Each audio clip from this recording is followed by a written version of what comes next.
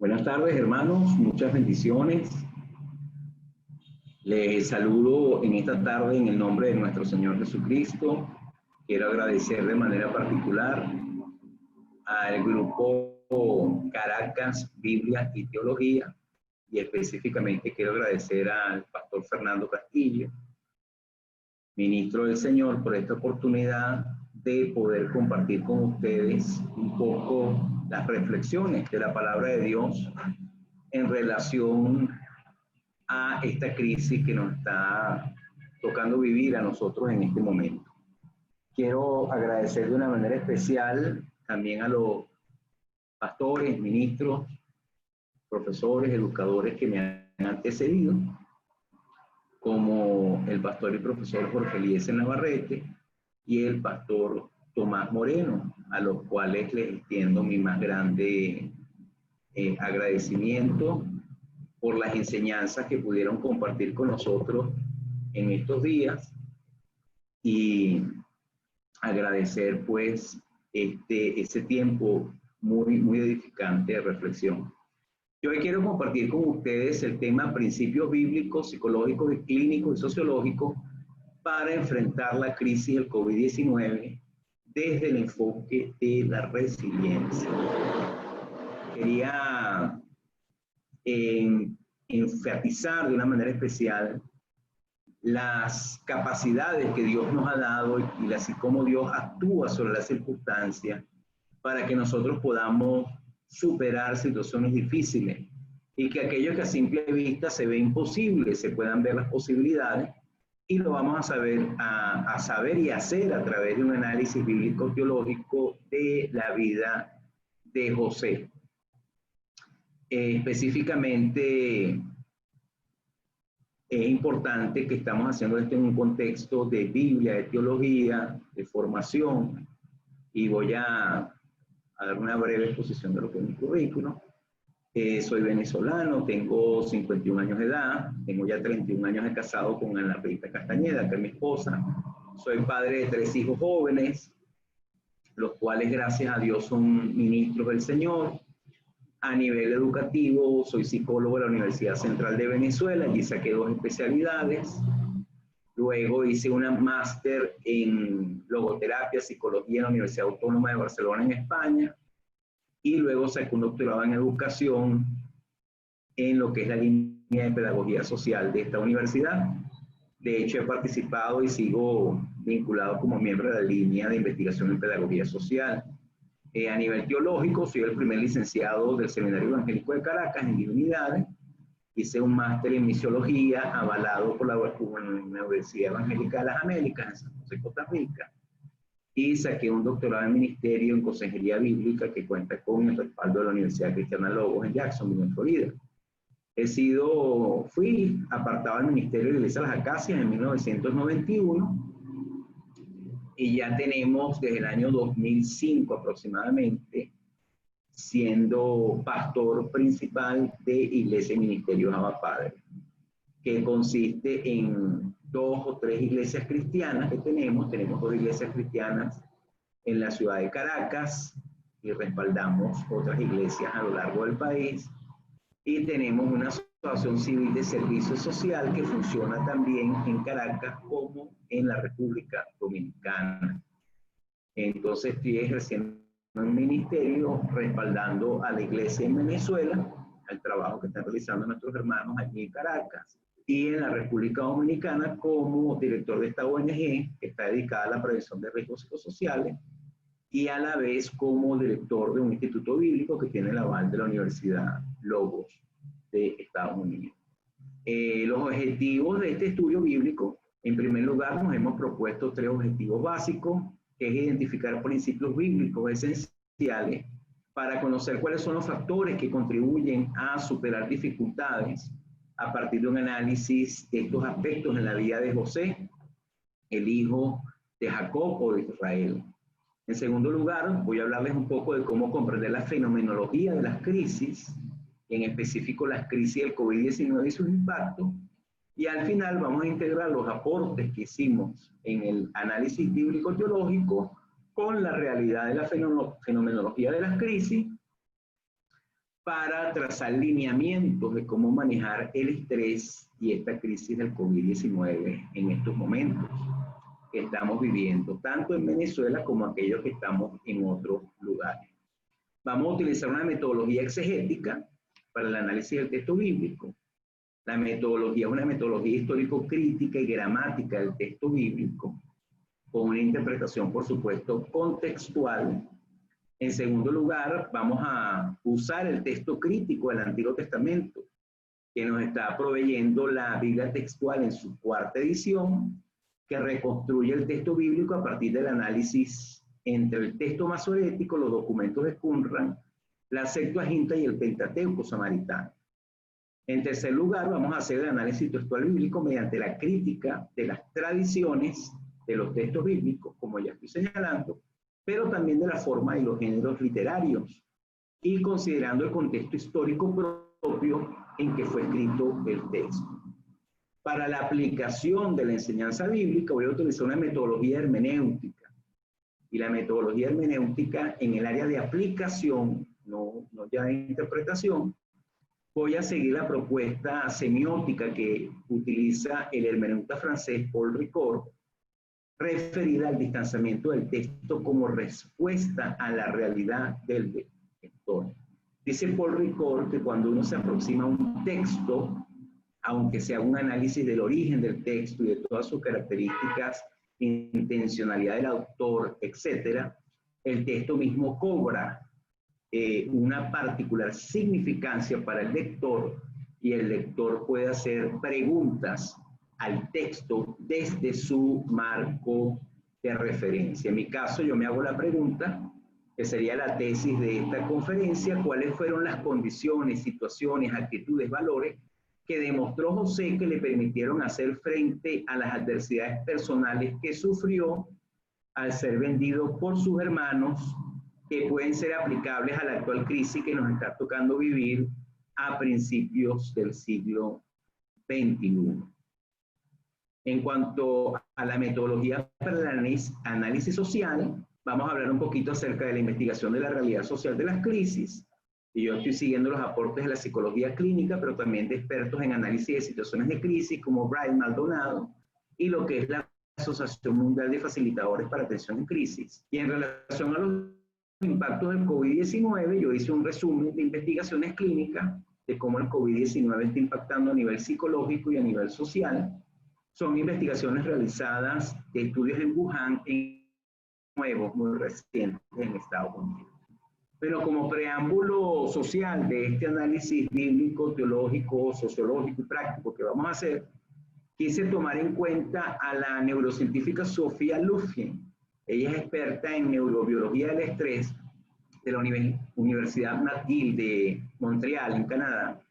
Y ella habla acerca de la potencialidad de la letalidad del estrés. Y dice que esta letalidad radica en 4 características que tenemos ante las situaciones de estrés.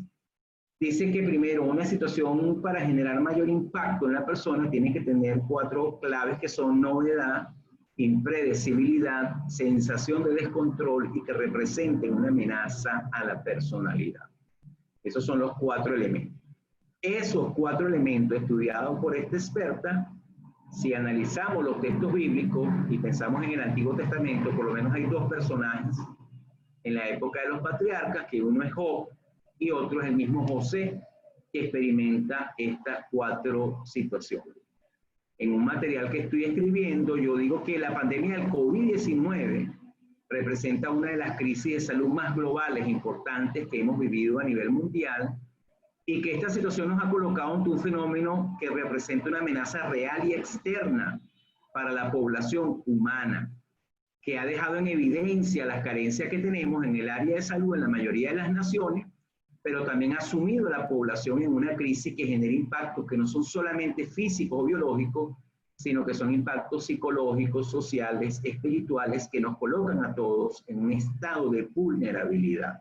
Por esto es que tenemos que dar respuesta desde la palabra de Dios, desde nuestra fe, para poder responder a estas situaciones que nos ha tocado vivir de manera particular y de manera muy fuerte que nos está tocando vivir a todos nosotros en estos días.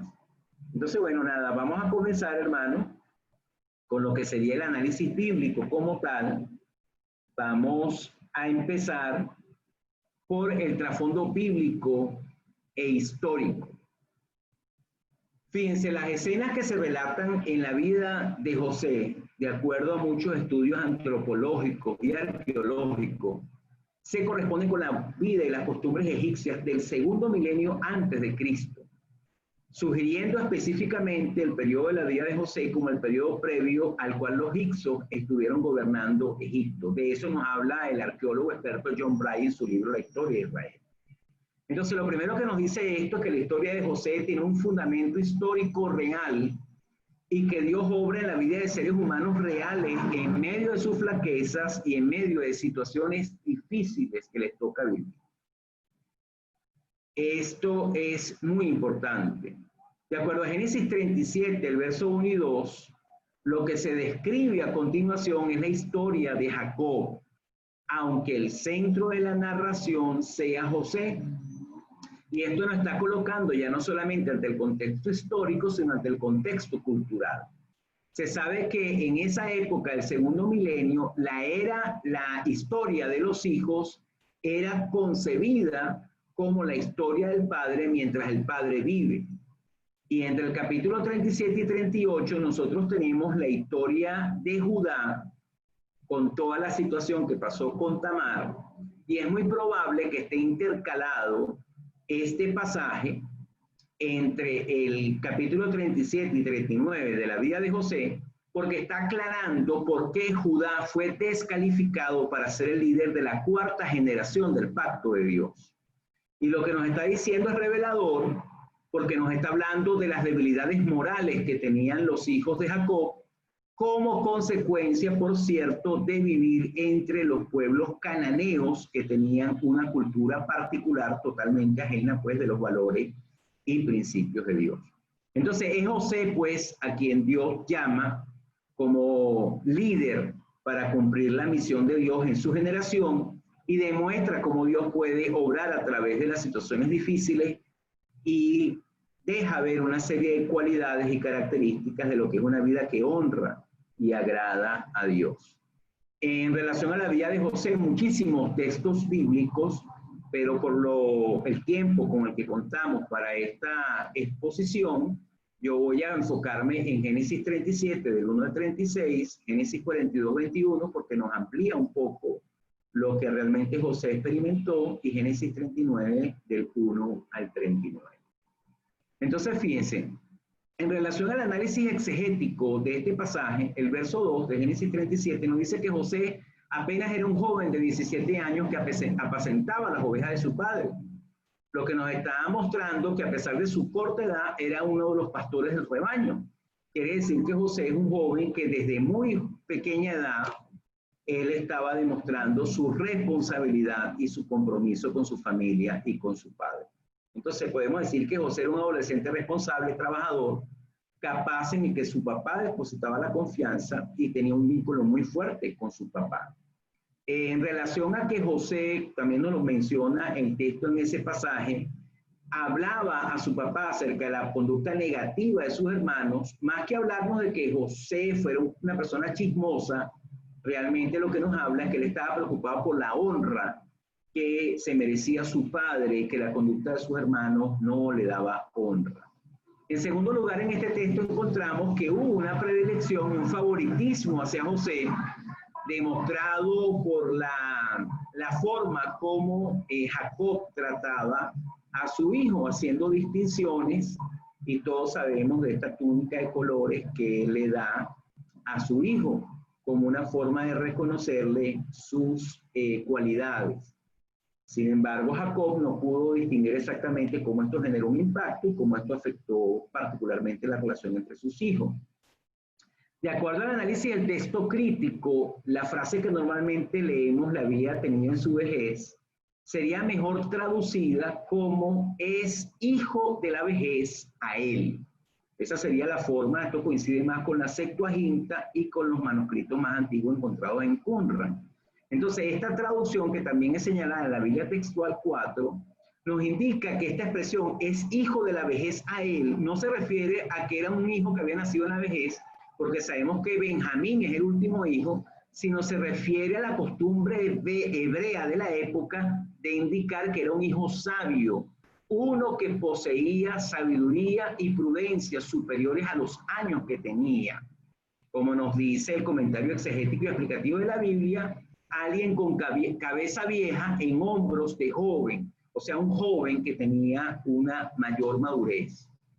Como resultado de todas las situaciones y conflictos, pues, con sus hermanos, la Escritura señala que sus hermanos le aborrecían y que no podía hablarle pacíficamente. Esto nos está hablando, pues, de una de las costumbres del pueblo de Israel, que era la costumbre de dar la paz, o la costumbre de los hebreos, antes que el pueblo de Israel realmente se estaba formando en este momento, esa costumbre del shalom, de dar la paz.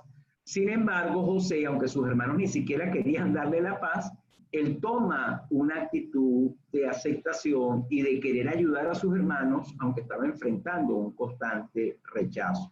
Eso lo leemos en este capítulo específicamente. La gota que, por supuesto, derrama el vaso fueron los sueños de José.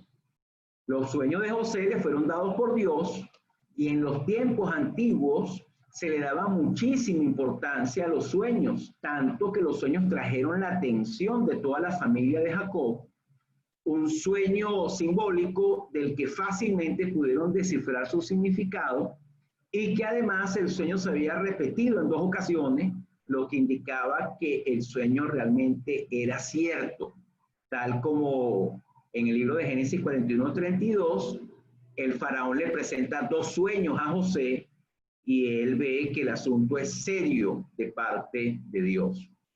Un comentario de interpretación de estos aspectos, podemos decir que José no tuvo la prudencia necesaria para evitar comentarle a sus hermanos los sueños, lo que trajo como consecuencia que esto les tomara mucho más odio. Sin embargo, estos sueños pudieron señalar el propósito que Dios tenía con José, proveyéndole Dios un norte para seguir, una meta para alcanzar, un motivo por el cual vivir. En otras palabras, Dios le provee a José un propósito de vida. Luego de todo este conflicto fuerte con los sueños, José fue comisionado por su padre para que fuera a buscar a sus hermanos y para que pudiera dar cuenta de dónde estaban sus hermanos. La realidad es que sus hermanos estaban en Siquem, y Josué está viniendo de la zona de Canaán. De acuerdo a unos expertos, estamos hablando que Josué tuvo un viaje de varios días, porque aproximadamente hay una distancia de unos 150 kilómetros. Y cuando José llega a Siquem a preguntar por sus hermanos, fue informado por un hombre de que sus hermanos habían ido a Hebrón. Hebrón está como a 30 kilómetros al norte de Siquem. Eso nos está diciendo que después de haber llegado al destino, José tenía que empezar otro viaje de unos 8 kilómetros más. A lo mejor si tú o yo fuéramos José, es muy probable que hubiésemos dicho, vamos a devolvernos para la casa. Le digo a mi papá que los fue a buscar a Siquem y que no los encontré. Sin embargo, José siguió hasta Hebrón a ver a sus hermanos. Y esto nos habla de otra de las cualidades de José, que era una persona muy perseverante en todo lo que él se proponía. Al final, los hermanos de José, cuando le ven, planearon su asesinato. Hicieron un complot entre todos para dañarlo. Y dice el verso 20 del texto que estamos leyendo, que específicamente ellos querían acabar con los sueños de José. O sea, ¿qué va a pasar con los sueños que tiene? Fue solamente por la participación de Rubén que se evitó la muerte de José. Entonces, fíjense, realmente el trato que le dieron los hermanos a José fue un trato cruel, un trato despiadado, fue un trato inhumano. Le quitaron su túnica, le echaron en una cisterna, ignoraron completamente el estado de consternación, de angustia, de desespero que él estaba viviendo. En Génesis 42:21, cuando los hermanos de José son confrontados por él en la primera ocasión, ellos hablan de que ellos vieron en su hermano la angustia y que él les hablaba cuando estaba en el pozo. O Eso está en Génesis 42, 21, no es relatado en Génesis 37. Pero la palabra que se utiliza es la palabra Sarat, y es la palabra que quiere significar, es un estado muy grande de consternación, de desespero, de agitación, y ellos ignoraron realmente completamente esto que sentía José. En fin, convinieron en venderle a una compañía de ismaelitas y le separaron de su padre, que era la figura central de su amor, de su valoración. Muy probablemente también ya había nacido su hermano más pequeño, y sabemos por la historia en los capítulos anteriores que su madre muere cuando nace su hermano más pequeño, y entonces también es separado. O sea, venía de vivir un luto por la muerte de su madre Raquel, separado de su hermano, separado de su papá, y todo esto le coloca ante una pérdida realmente traumática. Pierde su libertad, pierde su honor, pierde su patria, pierde su familia, la figura significativa, se encuentra ante la insensibilidad de sus hermanos, vive una amargura y un desespero increíble. Además, su padre, como consecuencia, se entrega a un luto perenne hasta su muerte, y fue vendido finalmente como un esclavo a un oficial de Egipto llamado Potifar.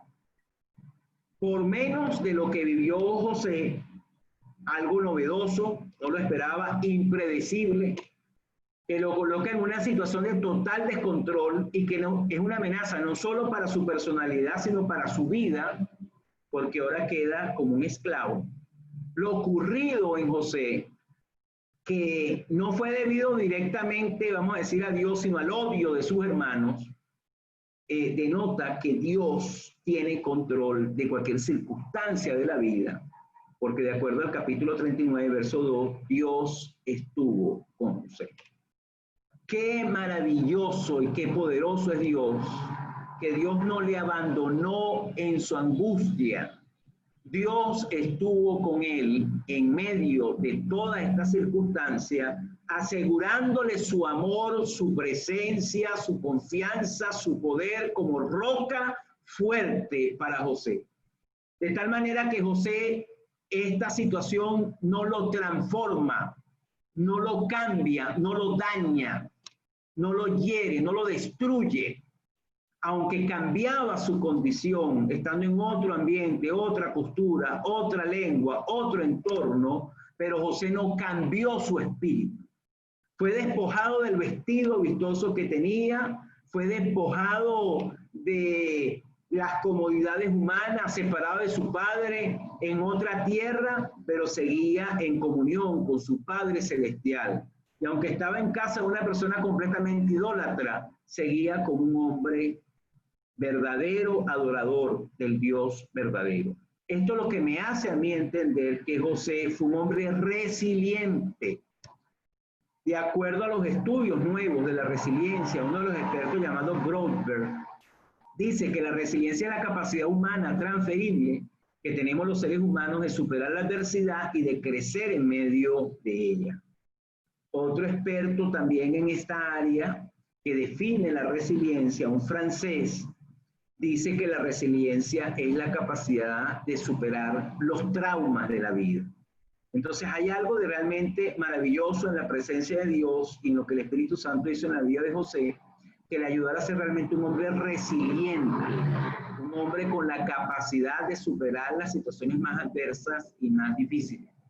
Mire, esta fortaleza que da la presencia de Dios lleva a los seres humanos y a aquellos que conocen realmente a Dios a superar los traumas y las crisis. Y esta situación en ninguna manera enturbió el carácter de José como un hombre responsable. Además, José se convirtió en un buen administrador, en un planificador, en alguien que utilizaba correctamente todos los recursos que le habían sido asignados, y de acuerdo a la bendición de Dios, cuando estuvo con Potifar, todas las cosas fueron puestas en su mano. Entonces Dios le honró de una manera tremenda. Lo otro que resalta en este pasaje de Génesis 39, ya para ir cerrando con el análisis bíblico que estamos haciendo, es que en José resalta su integridad. Mire, José se mantuvo firme aún ante las acechanzas múltiples de la esposa de Potifar, con dos conciencias en su mente. con la conciencia de respeto y de valor hacia su amo como autoridad y con una conciencia mayor de respeto y de honra a Dios. ¿Cómo pues haría yo este gran mal y pecaría contra Dios? Génesis 39:9. Josué demuestra pues su humildad para enfrentar no solamente las injusticias de sus hermanos, no solamente la adversidad que le tocó pasar, sino más bien ahora la injuria que le toca vivir. Y José muestra cuál es la mejor actitud que debemos tener cuando pasamos una situación de dificultad, de injuria, de injusticia, con una actitud de fortaleza, de honra a Dios, de hacer lo mejor de sí mismo ante la adversidad. Y ahora, aún cuando va a la cárcel de manera injusta, sigue José mostrando su integridad y su vida de honra a Dios. Pero Adonai estaba con José y le extendió su misericordia y le concedió gracia ante el jefe de la cárcel. José demostró su responsabilidad, su capacidad de respuesta. Utilizó sus dones como administrador, primero como esclavo, luego como prácticamente director de la cárcel y finalmente en su futuro como administrador de Egipto. Pero lo voy a dejar solamente a los textos que me especifiqué en mi análisis. Yo me hago entonces 4 preguntas que quiero responder desde esta hermenéutica semiótica, práctica para la vida. Número 1, ¿qué acciones hace Dios en la adversidad? Número 2, ¿qué necesito conocer de Dios para enfrentar situaciones difíciles? 3, ¿qué habilidades espirituales, psicológicas, relacionales y sociales necesitamos desarrollar en una crisis que estaban en la vida de José? Número 4, ¿cómo puedo aplicar este conocimiento de manera práctica? Sería la última pregunta que responderemos al final, por supuesto, de la conferencia. ¿Qué hace Dios ante la adversidad? ¿Y cómo pudiésemos aplicar esto ante la pandemia del COVID-19? Yo hice unos cuadros para poder explicar bíblicamente las acciones de Dios en medio de la adversidad. En primer lugar, Dios muestra sus propósitos, Dios da una visión, Dios da un norte, Dios da una guía en la vida. Dios tiene una revelación, un sueño que imparte, pero el que la recibe tiene que responderlo con fe. Como en estos días me decía un familiar muy cercano mío, un hermano mío me decía, hermano, somos inmortales hasta que cumplamos completamente el propósito que Dios tiene con nosotros. No importan las circunstancias. Y eso es completamente real, porque Dios promete vida, gloria, honra, inmortalidad a los que perseveran en hacer el bien, como dice el apóstol Pablo en la carta a los romanos. En segundo lugar, Dios es soberano, Dios tiene el control de todo, Dios está presente para darnos fortaleza cuando las circunstancias no cambian. Y cuando las circunstancias no cambian es porque Dios tiene el control. Si no cambia el coronavirus, así por más que nosotros, bueno, se ha profetizado 1000 veces desde que empezó y no se ha detenido, no cambia, es porque Dios está en control. Eso nos enseña que Dios es soberano, que Dios encamina todas las cosas conforme a su propósito. Ante esa realidad nosotros tenemos que responder con humildad, tenemos que responder con fe. Tercero, Dios es nuestro máximo consuelo. Dios está presente en todo momento, aún en la muerte, aún en las dificultades más terribles. Dios demuestra que permanece con los que le temen, los acompaña, los prospera, los bendice aún en las condiciones más adversas. Dios realmente es el sostén y el apoyo del alma. Dios es la roca inconmovible de los hijos. Por eso es que nosotros tenemos que responderle al Señor con confianza. ¿Qué tengo yo además? ¿Qué otras cosas tengo que conocer de Dios? Cuarto, que Dios mantiene y transforma el carácter de sus hijos para que estén listos para cumplir su misión en el mundo. Ninguna de las circunstancias vividas por José cambiaron su carácter. Eso nos habla de que Dios quiere afirmar nuestro carácter. Además, si nosotros llegásemos a flaquear, sabemos que necesitamos ser restaurados. Y por eso el apóstol Pablo habla de que si nosotros somos espirituales, debemos restaurar con espíritu de mansedumbre al que ha fallado. Pero nos llama a nosotros, la obra de Dios en nuestro carácter, nos llama a nosotros a la obediencia, que es una cualidad que tenemos que fortalecer. En quinto lugar, necesitamos desarrollar dependencia de Dios, aun cuando todas las circunstancias se vean negativas. No lo leí ni lo analicé, pero usted lee el texto. Después que José estaba en la cárcel, le dio la interpretación a los dos trabajadores del rey. Ellos se olvidaron de él. Y ahí están los textos bíblicos que después podemos analizar. Entonces, aunque se parezca que la gente se olvida de nosotros, Dios nunca se olvida de nosotros. Eso nos llama a nosotros a tener dependencia de Dios. Sexto, Dios es la suprema fortaleza ante cualquier situación. Él nos da un carácter firme para cumplir su propósito. Debemos entender que Dios siempre está presente, que Dios es misericordioso. Cuando José se presentó ante el faraón, otro análisis, capítulo 41, 16, él le dijo, ciertamente en manos de Dios, pero también en manos mías, está la respuesta que usted necesita. Esa actitud de José demuestra la confianza que él podía tener en Dios y esa seguridad que también resuena en las palabras del apóstol Pablo. Todo lo podemos en él que nos fortalece. Y en séptimo lugar, Dios puede hacernos prosperar aún en el lugar de las dificultades. Cuando José tuvo sus hijos, dijo dos frases, llamó a uno Efraín y al otro lo llamó Manasés. A Manasés lo llamó porque Dios le hizo olvidar su dolor y a Efraín lo llamó Efraín porque dijo, Dios me hizo fructificar en la tierra de mi aflicción. Estamos en situaciones difíciles, estamos en Venezuela. Dios puede hacernos fructificar en la tierra de nuestra aflicción. Dios es fiel y nosotros necesitamos hacer un buen uso de los recursos y actuar con sabiduría.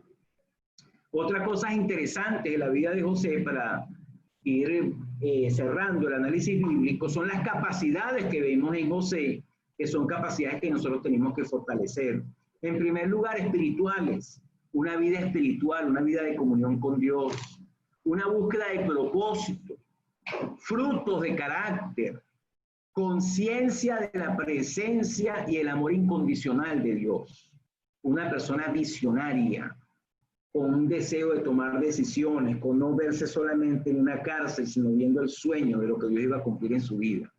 Otras capacidades que observamos en José son capacidades emocionales, la capacidad de expresar el estrés, la capacidad de expresar la angustia que había vivido, la capacidad de expresar emociones, eso lo observamos en los textos bíblicos que ahí les señalo en la pantalla. En segundo lugar, una autoestima saludable, una seguridad para hablar con el faraón y para traerle respuesta de parte de Dios. En tercer lugar, un hombre perdonador, un hombre sin llenar su corazón de resentimientos, capacidades de carácter, un hombre responsable, un joven perseverante en todas las cosas, un buen administrador, un buen planificador, una persona que utilizaba los recursos con responsabilidad. Capacidad además en las relaciones interpersonales, gracias al fuerte vínculo paterno que tuvo José con su padre, con su mamá y con su familia, específicamente con su hermano pequeño, ese círculo que tenía allí, aunque con los otros hermanos él manejaba adecuadamente las relaciones interpersonales, pero ese círculo fuerte, cercano con su figura paterna, le construyó en su psique una gran seguridad como persona. También manejó adecuadamente sus relaciones interpersonales, estando en otras culturas, con otros idiomas, con otras lenguas, con otras formas de vivir, se adaptó a las circunstancias. Capacidades sociales, una habilidad increíble de resolver problemas. Y nosotros debemos entender que Dios está presente en la sociedad, Dios tiene control de todas las cosas. La Biblia dice que con la prueba Dios dará la salida. José tenía esa capacidad para resolver problemas. Tenía capacidad para generar apoyo social, y eso se ve luego en los versículos cuando él prepara todo para poderse enfrentar a la gran hambruna que hubo a nivel internacional. Y en último lugar, una capacidad para producir, para organizar y para administrar los recursos. Hasta aquí tenemos todo lo que es el análisis bíblico, teológico, hermenéutico y las claves que nos van a guiar a nosotros en nuestro análisis sociológico que estaré haciendo en lo que sigue.